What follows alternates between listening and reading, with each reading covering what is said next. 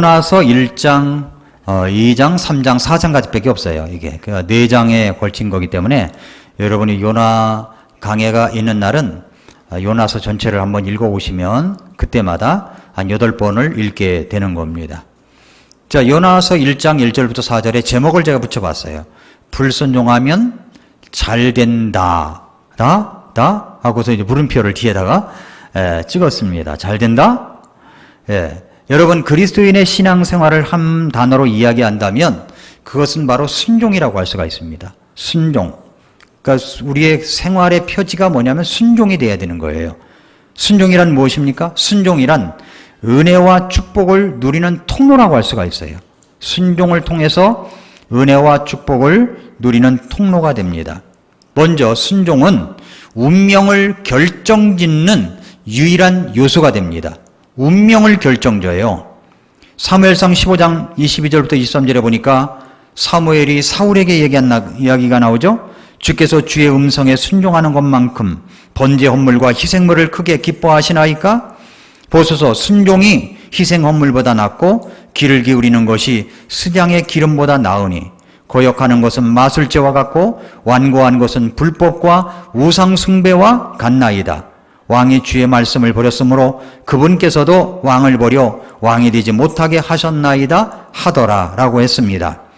그러니까 우리 주님은 순종이 희생 헌물보다 낫다는 겁니다. 순종이 희생 헌물, 예배를 드리는 것보다 또 귀를 기울이는 것이 스량의 기름보다 낫다는 겁니다. 순종이 얼마만큼 중요하냐라는 거죠. 그래서 이 순종에 대한 하나님의 생각을 읽자면 창세기 2장 16절 17절에 하나님께서 남자에게 명령하여 이르시되 동산의 모든 나무에서 나는 것은 네가 마음대로 먹어도 되나 선악을 알게 하는 나무에서 나는 것은 먹지 말라. 그 나무에서 나는 것을 먹는 날에 네가 반드시 죽으리라 하시니라 그랬습니다. 그러니까 하나님께서 아담에게 뭐라고 말씀하시냐면 명령했다고 그랬어요. 명령. 그러니까 명령이라는 말은 꼭 들어야 된다는 이야기죠. 우리 하나님께서 말씀하신 것을 꼭 들어야 되는 것. 그래서 표현을, 단어를 명령이라고 했습니다. 명령. 그러나 아담이 어떻게 했습니까? 그 명령에 순종을 했습니까? 그렇지 않았습니다. 창세기 3장 11절에 그분께서 이르시되 네가 벌거벗은 것을 누가 네게 알려주었느냐? 내가 네게 먹지 말라고 명령한 그 나무에서 나는 것을 네가 먹었느냐? 내가 네게 먹지 말라고 명령한, 그랬죠? 명령한 그 나무에서 나는 것을 네가 먹었느냐? 순종하지 않았다는 거죠. 그러니까 명령이라는 것은요, 대단히 중요한 겁니다. 명령이라는 것은. 군대에서 저도 이제 1100일 야공단, 그 야전 공병대에서 근무해 봤기 때문에 거기에 보면 이제 도로를 닦고 집을 짓고 다리를 놓고 그런 공사를 많이 해요. 근데 저는 이제 수송부에 있기 때문에, 수송과에 있기 때문에 이제 차를 갖다가 각 중대에다가 보내는 일을 그렇게 했었습니다. 그런데 어느 날 별자리가 온다는 거예요. 별이 온다는 겁니다. 그 별이 뜨면요, 부들부들 떨어요, 다들. 별이 지나가면, 별자리가 지나가면, 별이 아무것도 아닌 게 아니에요. 대단한 겁니다. 군대에서는. 어느 날 그런 얘기가 있어요. 제가 있었던 부대에 와서 그런 얘기가 있던 것이 아니라, 대령이 이제, 연대장이 있죠, 대령이. 이제 별 투스타가 와가지고, 어떤 이제 개울을 이렇게 지나가는데, 여기 개울 깊이가 얼마나 되나? 그렇게 물어봤대요. 이 다리를 건너가면서. 조그만 다리를 건너가면서. 얼마나 되나? 그러니까 이 연대장이, 대령이 그걸 모르는 거예요. 모르는 거예요. 그래서 대답은 해야 되거든요. 모르겠습니다. 군대에서 모르겠습니다. 그러면 안 되는 거예요. 그냥 알아야 돼. 무조건. 이 대령이 다리 위에서 뛰어내려가지고 물로 풍덩 들어가더니 여기까지 찹니다. 딱 그러더래요. 그게 군대예요. 명령이에요. 명령. 자, 우리 하나님께서 명령을 하셨다고. 명령을 하신 것은 순종을 요구하는 겁니다. 순종을. 그러니까 하나님께서 볼 때 이 순종에 대한 하나님의 생각은 아주 강력한 겁니다. 아담과 하와의 순종에 대한 하나님의 명령과 또 아담과 하와의 불순종, 이 모습이 얼마나 대비가 됩니까? 하나님은 믿음, 겸손, 그리고 사랑에 대해서는 직접적으로 아무것도 말씀하지 않으셨어요. 아담이 범죄했을 때. 왜냐하면 순종에 모든 것이 다 포함되어 있기 때문에 그런 겁니다. 순종에 대한 하나님의 요구는 하나님의 권위만큼이나 승고합니다. 그러니까 순종은 인간의 삶의 필수적인 유일한 요소입니다. 그러므로 우리가 회복해야 될 것이 있다면 그것은 순종입니다. 순종. 요한계시록 22장 마지막 장에 뭐라고 얘기했냐면은 그분의 명령들을 행하는 자들은 복이 있나니. 뭐라고 말씀하세요? 명령들을 행하는 자들은 복이 있나니. 그러니까 명령을 행한다. 이 말은 순종한다는 이야기입니다. 이것은 그들이 생명나무에 이르는 권리를 소유하게 하며 그 문들을 지나 그 도시로 들어가게 하려 함이로다. 명령을 하시면 순종하여야 되는 겁니다. 인간에게 생명나무와 하나님의 은혜로 나아갈 수 있도록 허락해 주는 것은 순종뿐입니다. 아담과 하와의 불순종으로 말미암아 생명나무와 하나님의 은혜로 나아갈 수 있는 길이 닫혔었습니다. 그런데 어떻게 나아갈 수가 있단 말입니까? 그것은 바로 그리스도와 십자가를 통해서입니다. 거기로 다시 들어갈 수 있는 길은 열어놓았던 이 마지막 순종에까지 이르도록 처음과 마지막 사이에 이 중간에 놓여 있는 것이 뭐냐면 바로 십자가야. 예수 그리스도의 십자가입니다. 십자가. 로마서 5장 19절에 보니까 한 사람의 불순종으로 말미암아 많은 사람이 죄인이 된 것 같이 한 사람의 순종으로 말미암아 많은 사람이 의로운 자가 되리라. 순종, 불순종이 나오죠. 한 사람이 불순종해가지고 많은 사람이 죄인에 이르렀어요. 그런데 한 사람이 순종함으로 말미암아 많은 사람이 의로운 자가 되었습니다. 예수님께서 빌립보서 2장 7, 9절에 보면은 예수님께서 말씀하시기를 스스로 무명한 자가 되사 자기 위에 종의 형체를 취하시고 사람들의 모습이 되셨으며 사람의 모양으로 나타나사 자기를 낮추시고 죽기까지 순종하셨으니 그 십자가의 죽음이라 라고 말씀했습니다. 예수님이 이 땅에 오셔서 죽기까지 순종하신 것입니다. 히브리서 5장 8절부터 10절에 보니까 그분께서 아들이실지라도 친히 고난받으신 일들로 말미암아 순종하기를 배우사 완전하게 되셨으므로 자기에게 순종하는 모든 사람들에게 영원한 구원의 창시자가 되시고 하나님에 의해 멜기세덱의 계통에 따른 대제사장이라 불리셨느니라 말씀했습니다. 예수님이 아들이실지라도 친히 고난받으신 일들로 말미암아 순종하기를 배우셨다고 그랬습니다. 그러니까 순종은 배우는 거예요. 그러니까 순종이 얼마나 중요한 것인지 모릅니다. 그런데 성경에 순종하기를 원했던 하나님의 명령에도 불구하고 불순종했던 사람이 있죠. 바로 사울왕입니다. 사울왕.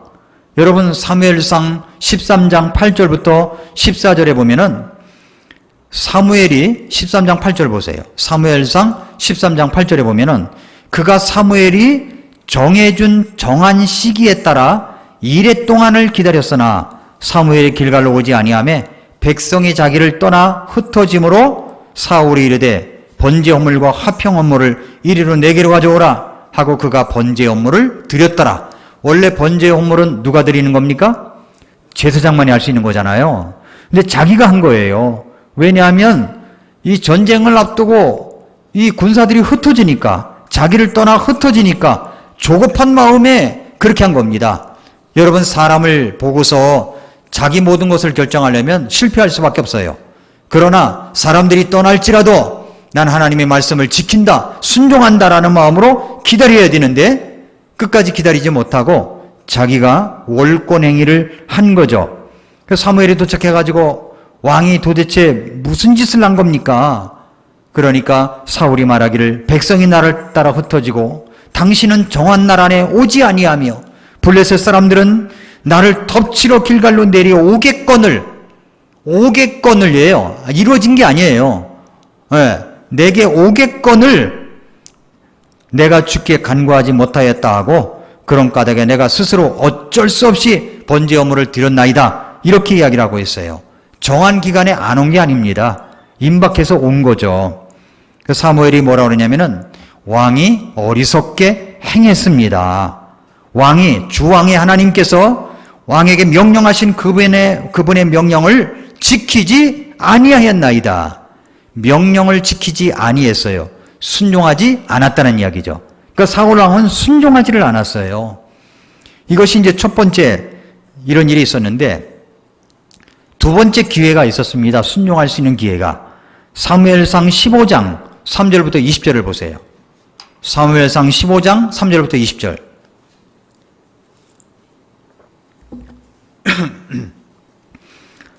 (15장) 3절부터 20절이 보니까 만군의 주가 이같이 말하노라. 아말렉이 이스라엘에게 행한 일, 곧 이스라엘이 이집트에서 나올 때 그가 길에서 숨어 그를 기다린 일을 내가 기억하나니 지금 가서, 하나님 명령하시는 거예요. 지금 가서 아말렉을 쳐서 그들이 가진 모든 것을 진멸하고 남기지 말며 남자와 여자와 어린아기와 젖먹이와 소와 양과 낙타와 나귀를 죽이라 하매 사울이 백성을 함께 모으고 들라임에서 그들의 수를 세니 보병이 20만 명이여 유다 사람이 10,000명이더라. 사울이 아말렉의 도시에 이르러 골짜기에 숨어 기다리니라. 여기까지는 좋았죠. 하나님의 명령을 행하려고 하는데, 그런데 사무엘상 15장 6절에 보니까 사울이 겐 족속에게 이르되 가라 떠나라. 너희는 아말렉 족속 가운데서 떠나 내려가라. 내가 그들과 함께 너희를 멸할까 염려하노라. 이스라엘 모든 자손이 이집트에서 나와 올라올 때 너희가 그들에게 친절을 베풀었느니라 하니 이제 이에 겐 족속이 아말렉 족속 가운데서 떠나니라. 사울이 하웰라에서부터 네가 이집트 맞은편에 있는 수르에 이르기까지 아말렉 족속을 치고, 여기까지는 좋아요. 아말렉 족속을 쳤죠? 그 다음에 다 진멸하라고 그랬잖아요.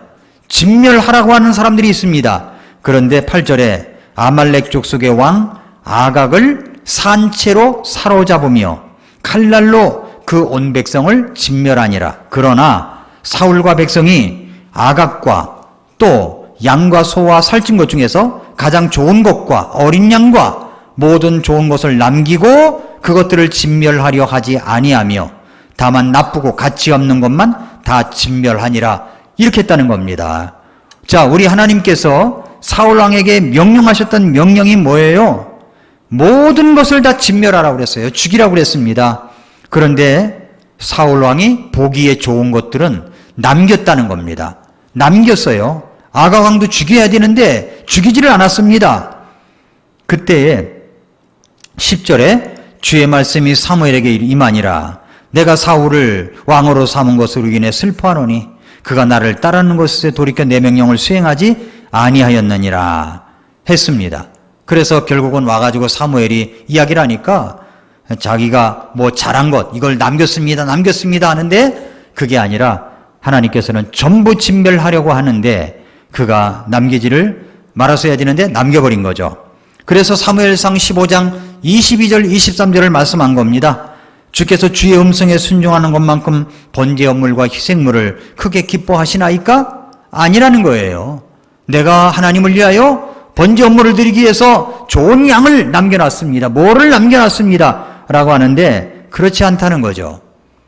하나님은 순종이 가장 중요하다는 겁니다. 그래서 아이들을 어렸을 때부터 무슨 훈련이 제일 중요하냐면 순종하는 훈련이 제일 중요한 거예요. 엄마 아빠의 말에 순종하는 훈련. 순종하는 훈련이 참 중요한 겁니다. 순종에 따라오는 하나님의 축복이 있어요. 이 순종이라는 단어가 가장 많이 나오는 책이 뭐냐면 신명기예요. 신명기. 순종이라는 말이 신명기 4장 30절에 보니까 이 모든 일에 네게 임하여 네가 환난 중에 있을 때 곧 마지막 날들에 네가 주 네 하나님께로 돌아와 그분의 음성에 순종하면 복을 주신다는 거죠. 또 신명기 8장 19절부터 20절에 보니까 이게 순종, 불순종 이런 말은 안 나와도 이게 순종을 말씀하시는 거라는 것을 우리가 알 수 있어요. 네가 만일 주 네 하나님을 완전히 잊어버리고 다른 신들을 따라 걸으며 그들을 섬기고 그들에게 경배하면 순종하지 않는다는 거죠. 내가 이날 너희에게 증언하노니 너희가 반드시 멸망할 것이니라. 주께서 너희 얼굴 앞에서 멸하시는 민족들 같이 너희도 멸망하리니 이는 너희가 주 너희 하나님의 음성에 순종하려 하지 아니하기 때문이라. 순종하지 아니하면 축복이 따라오지 않습니다. 신명기 28장에 1절부터 6절까지 보면 1절부터 14절까지면 순종하면 명령에 순종하면 이런 복을 받는다라고 하는 것이 기록되어 있고 28장 15절부터 그 이하는 불순종하면 이런 저주가 따라온다라고 하는 것을 말씀하고 있습니다. 그 유명한 이야기가 있잖아요. 네가 도시에서도 복을 받고 들에서도 복을 받으며 네 몸의 열매와 네 땅의 열매와 네 가축의 열매와 네 암소의 번식과 네 양떼가 복을 받고 네 바구니와 네 쌓아둔 것이 복을 받으며 들어가도 복을 받고 나가도 복을 받으리라. 들어가나 나가나 모든 그릇들마다 다 복을 받을 수 있는 비결이 무엇 때문에 그래요? 순종하면 이런 복을 받는다는 겁니다. 그러나 불순종하면 저주를 받는다는 거죠. 어디 가나 저주라는 거예요. 어디 가나 저주. 그러니까 순종에 따라오는 하나님의 축복이 있다는 것을 우리에게 기억해야 됩니다. 이게 순종의 이야기가 신명기가 많이 나와요. 근데 신명기 다음으로 순종에 대한 이야기가 많이 나오는 책이 예레미야입니다. 예레미야 7장 22절과 23절을 한번 봐보세요.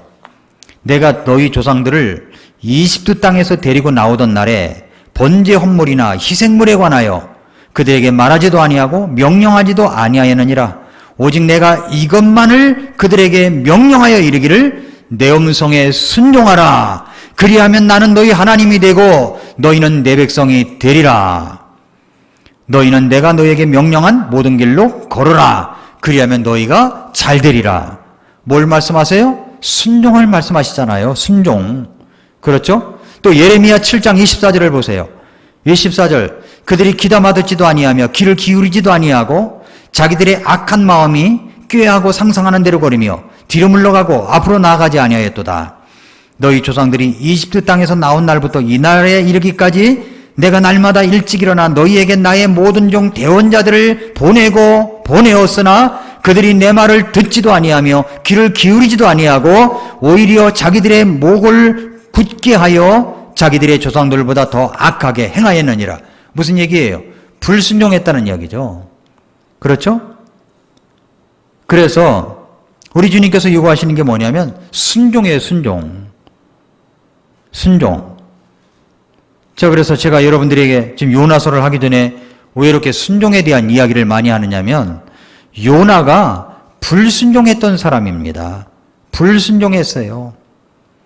야고보서 1장에 봐도 말이죠. 너희가 말씀을 행하는 자가 되고 듣기만 하여 너희 자신을 속이는 자가 되지 말라. 누구든지 말씀을 듣고 행하지 아니하는 자는 불순종한다는 이야기죠.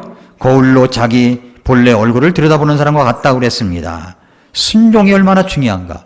베드로전서 1장 14, 15절에 보니까 너희는 순종하는 자녀로서 전에 알지 못하던 때의 이전 정욕들에 따라 너희 자신을 꾸미지 말고 오직 너희를 부르신 분께서 거룩하신 것 같이 너희도 온갖 종류의 행실에서 거룩할지니라.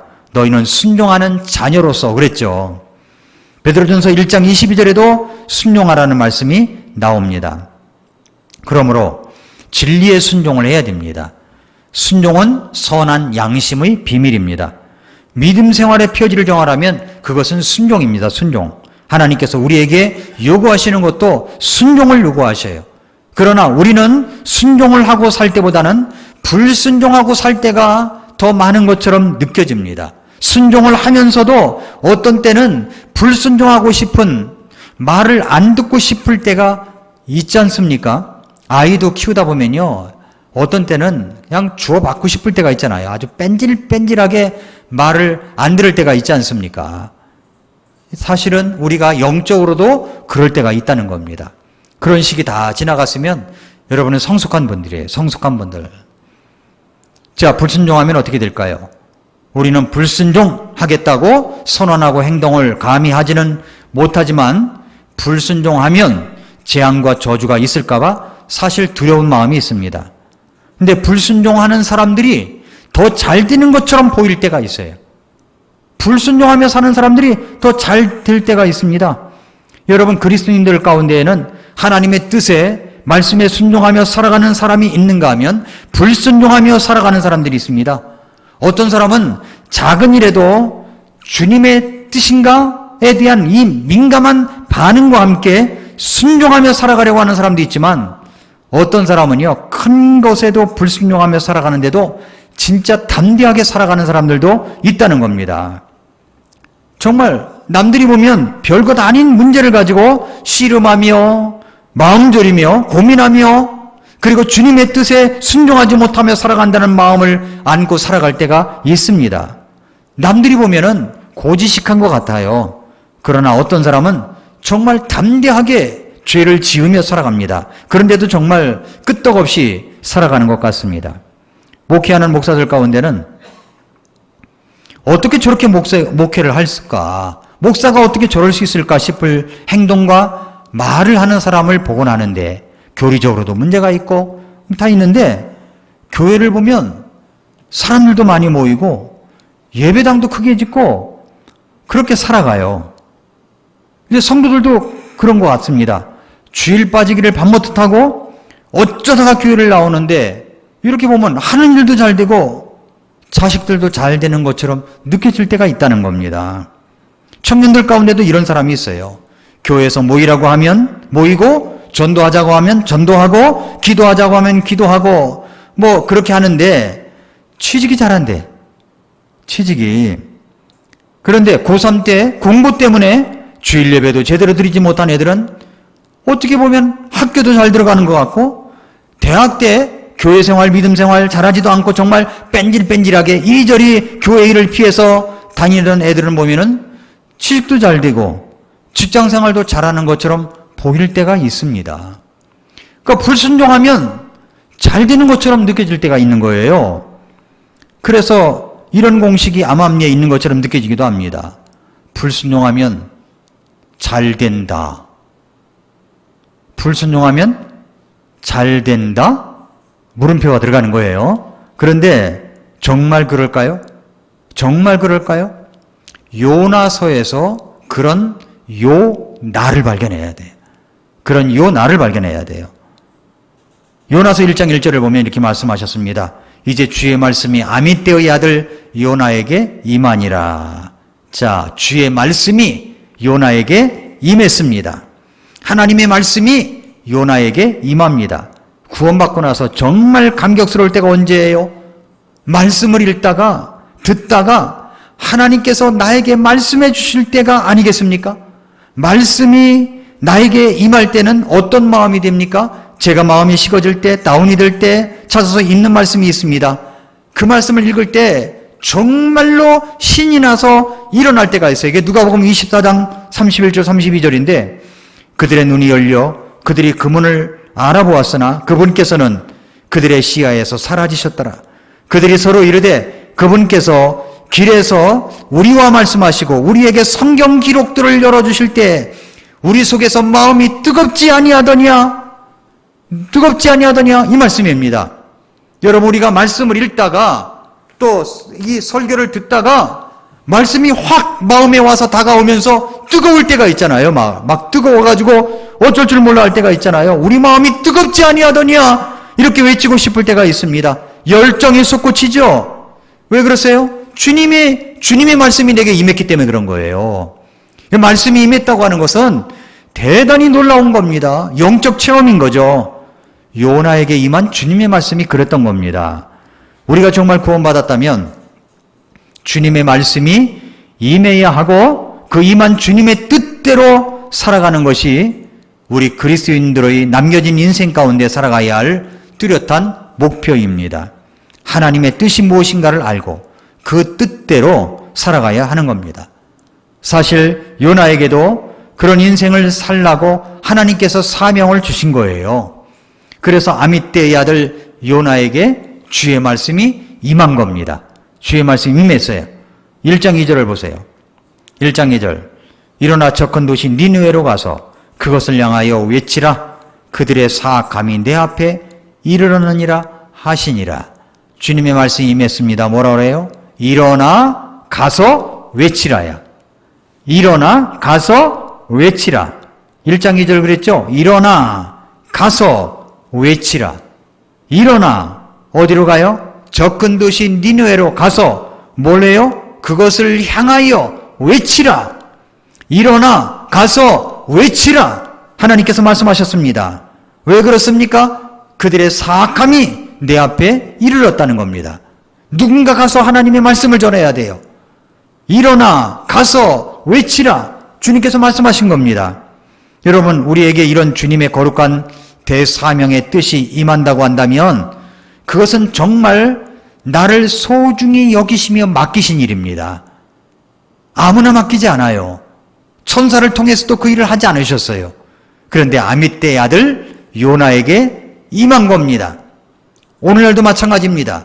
하나님의 뜻을 이루는데 아무나 시키지 않아요. 그런데 말씀을 읽다가 깨달음이 오고 나에게 임한 말씀을 듣습니다. 그것은 우리 주님이 나를 정말로 소중히 여기시며 맡기신 일입니다. 여러분, 할 일이 있다는 것은 정말로 감사하고 행복한 일입니다. 나 같은 자에게도 거룩한 주님의 일을 할 수 있다는 사실이 얼마나 감격스러운 것이며 얼마나 감사해야 할 일입니까? 그런데 우리는 어떻게 살아갑니까? 주님의 말씀을 듣지도 못할 뿐더러 듣는다 해도 모른 척 그냥 넘어가는 경우가 많지 않습니까? 내 마음을 고동치며 말씀하시는 주님의 말씀이 분명히 있는데도 그것을 모른 척 살아가는 경우 말입니다. 요나가 그랬어요. 요나는 하나님 앞에서 자기 고집과 자기 뜻을 내세웠습니다. 니느웨로 가서, 너는 가서 일어나 가서 외치라 그랬죠. 니느웨로 가라 그랬어요. 니느웨로. 그런데 어떻게 합니까? 요나가 어떻게 해요? 요나가 지금 도망을 칩니다. 도망을 제 1장은 그래서 도망가는 요나예요. 제목을 붙인다면 도망가는 요나예요. 그래서 이제 3절 말씀해 보시면 도망을 칠 때, 불순종할 때, 내가 도망을 치려고 딱 폰만 잡을 때도 주님이 딱 때리셔가지고 정신을 차리게 하면 얼마나 좋겠습니까? 그렇죠? 그런데 우리 주님은 도망치는 것도 자유야. 자기가 선택하는 거야. 그래서 3절 말씀해 보면은 그러나 그랬죠. 그러나 요나가 그랬어요. 그러나 요나가 하지만 3절은 그러나 요나가 그렇게 말하지만 4절은 뭐라 그럽니까? 그러나 주께서 이렇게 말씀하신다고. 그러나 요나가 주님의 말씀이 임했는데 그러나 요나가 어떻게 합니까? 주의 앞을 떠나 다시스로 도망하려고 일어나 욥바로 내려가서 다시스로 가는 배를 만나매 이에 그가 주의 앞을 떠나 그들과 함께 다시스로 가려고 백삭을 내고 그 안으로 들어갔다라고 얘기합니다. 그래 마침 다시스로 갔어요. 도망가려고 다시스로 딱 가려고 하는데 백고동이 뽕뽕 울리면서 떠나기 직전에 배를 만난 거예요. 이야, 이거 뭐 이렇게 이게 타이밍이 맞아도 이런 수가 있냐? 그러면서 올라타자마자 백삭을 내고 올라타자마자 이게 딱 출발을 하니까 얼마나 기가 막힌 타이밍입니까? 이야, 이거 뭐 내가 도망가려고 하니까 이게 다 맞아떨어지네 하면서 신나게 배를 탔겠죠. 마침 욥바 항구로 갔는데 다시스, 이 타르시스를 향하여 막 떠나려는 배를 만난 겁니다. 만났다라고 하는 말은요, 히브리어 원어로 맞자라는 말이에요. 맞자. 영어 번역 그대로 발견했다는 말이고 찾아냈다는 말이에요. 이런 기가 막힌 타이밍이 다 있습니까? 때 맞춰서 다시스로 가는 배를 발견한 겁니다. 그래서 여러분 도망을 치려고 하면은요, 이 타이밍이 굉장히 잘 맞춰져가지고 뭔가 척척척 이어지는 것 같이 느껴집니다. 아주 놀라워요. 일이 잘 되는 것처럼 순탄한 항로로 이어지게 한다고 생각을 합니다. 요나는 그래서 얼른 백삭을 주고 배를 탄 겁니다. 배를 탄 거예요. 여기까지 보면은 이 제목으로 이 말이 맞는 것처럼 보입니다. 불순종하면 잘 된다는 거. 잘 되는구나. 이렇게 잘 된다. 여러분, 이제 우리가 선거 때가 되면 국회의원이든 누구든 후보들이 많이 나오잖아요. 후보들이 나오기 전까지는 몰라요. 나와서 드러나는 거를 보면은 나쁜 놈들이 있어. 나쁜 놈들. 저놈은 절대 뭘 해먹으면 안 될 것 같아. 그런 사람이 있어요. 그런데 처음부터 안 나오면 괜찮은데 무르익었다가 한꺼번에 팍 떨어지는 그런 경우를 많이 목격을 합니다. 잘 되는 것 같죠? 악한 짓을 하고 그런 것이 잘 되는 것 같죠? 하나님이 그냥 놔두시는 거예요. 예, 놔두시는 거예요. 죄를 품으면 그것이 계속 커지겠죠. 그러나 그것이 마침내 장성하면 터져버리게 되는 겁니다. 파멸되는 거죠. 불순종하면 잘 된다? 정말 그렇다고 생각하십니까?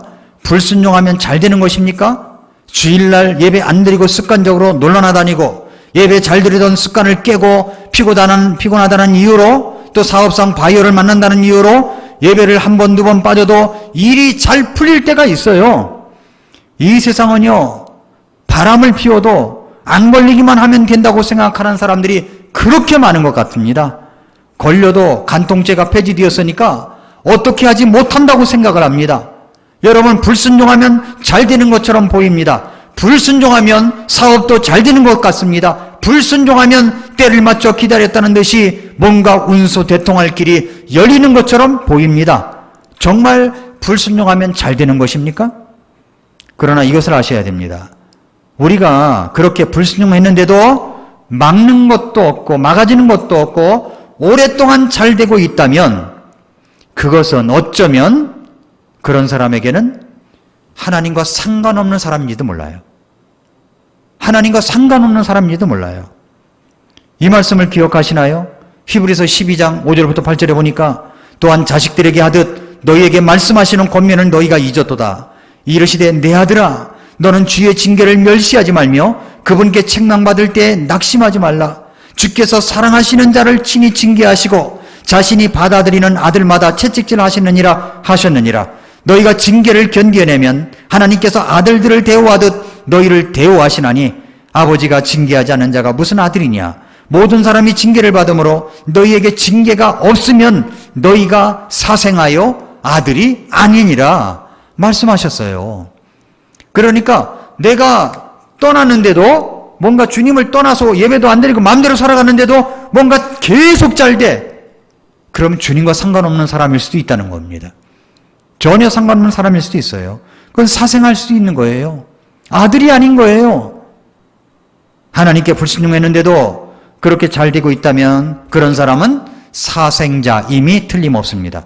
그러나 말씀처럼 우리가 주님의 사랑을 입은 자라면 잘못할 때 그 잘못에 따른 징계를 주시는 것이 당연한 일이죠. 내 자식이니까 말입니다. 하나님의 자식이니까 그렇게 한다는 겁니다. 요나에게는 어떤 일이 일어났을까요? 그렇게 잘 다시스까지 도착을 하였을까요? 그러나 요나가 쥐 앞을 떠나 다시스로 도망하려고 일어나 욥바로 내려가서 다시스로 가는 배를 만남에, 이게 웬일이냐, 만남에 그가 주의 앞을 떠나 그들과 함께 다시스로 가려고 뱃사를 내고 그 안으로 들어갔다. 그러나 요나가 그랬죠. 우리 주님은 또 뭐라고 말씀하세요? 그러나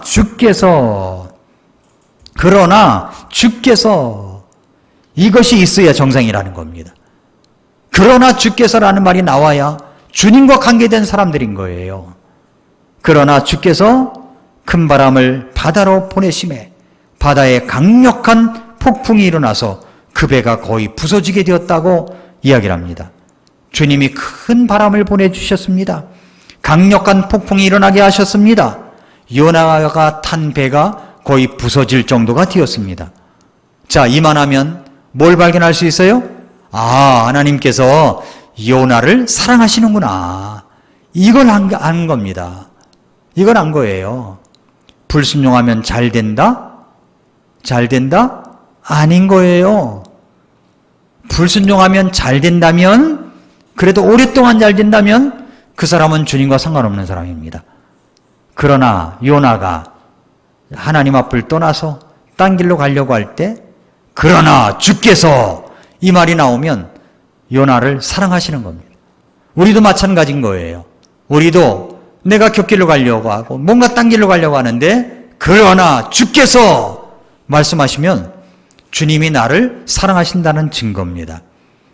요나서에서 우리는 그런 요나를 발견하는 겁니다. 그런 요나를 발견하는 거예요. 그런 것을 이제 8개 정도를 우리가 발견할 겁니다. 불순종하면 잘 됩니까? 결코 잘 되지 않습니다. 만약에 잘 되는 사람이 있다면 그 사람은 하나님과 상관이 없는 사람이에요.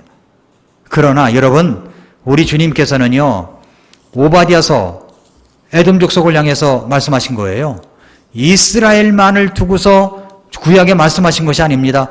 이방 나라를 향해서도 우리 주님께서는 말씀하시고, 그리고 다스리시고, 또 때로는 멸망시키기도 하시고 일으키기도 하시는 겁니다. 마찬가지입니다. 하나님과 상관없는 자라고 할지라도 악한 짓을 많이 하면 하나님께서 다스리시는 거예요. 주님의 아들이 아닌데도 불구하고. 그러므로 예수 그리스도를 믿고 구원을 받은 우리가 주님 앞에서 생활한다는 것이 얼마나 중요한지 모릅니다. 한눈 팔지 마세요. 곁눈질 하지 마세요. 비교하지 마세요. 그 사람은 그 사람이고 나는 납니다. 우리 주님 앞에서, 그 하나님 앞에서 충성된 모습으로 하면 되는 겁니다. 사랑하면 움직입니다. 사랑하면 우리 주님 앞에 나와서 예배를 드리고 싶어 하는 것이고, 사랑하면 헌신하고 싶어 하는 것이고, 사랑을 하면 할 수가 있는 것입니다. 이 사랑의 동기가 될 때 모든 것이 잘 풀려질 수가 있습니다. 그러나 주께서 큰 바람을 보내셨습니다. 이것이 바로 요나를 사랑하신다는 증거입니다. 사랑하는 성도 여러분, 그러므로 우리가 구원을 받았고 분명한 하나님의 자녀가 되었다면 불순종해도 잘 될 수가 없습니다. 대풍을 보내십니다. 폭풍을 보내십니다. 여러분의 삶에 혹시 이런 큰 바람이 일어나고 큰 폭풍이 일어나고 있다면 안심하십시오. 하나님께서 여러분을 사랑하신다는 증거입니다. 그런 요나를 통하여 우리는 요나를 발견하며 주님 앞에 감사하는 저와 여러분들이 될 수 있기를 바랍니다. 기도하겠습니다.